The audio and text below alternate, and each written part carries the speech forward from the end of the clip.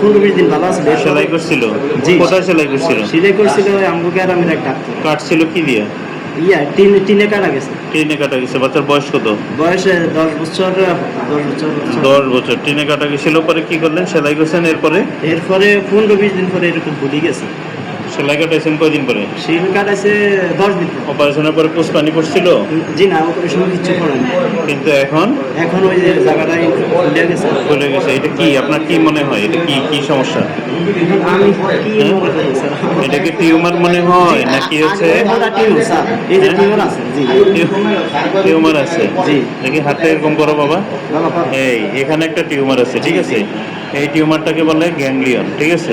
Ganglion এটা tumour. কিন্তু এইটা কি? এটা ওই যে টিনে কাটা গেছে, শিলানোর পরে এরকম হয়ে গেছে। কয় মাস হয়েছে এখন এটা? এখন শিলাইছে দেন, এখন পরে 5 মাস হয়ে গেছে। 5 মাস। ইয়াস, 4 মাস হয়ে গেছে এরকম হয়েছে। 4 মাস হয়েছে। এটাকে বলে ক্যালয়েড। কি বলে? ক্যালয়েড অথবা হাইপারট্রফিক স্কার। কিন্তু এইটা আসলে কিলয়েড, ঠিক আছে? হাইপারট্রফিক স্কার না, এটা কিলয়েড। তাহলে এখানে কি সমস্যা আছে? দুইটা সমস্যা আছে। একটা হচ্ছে যে এখানের মধ্যে কি আছে? এই যে এই জিনিসটার নাম কি?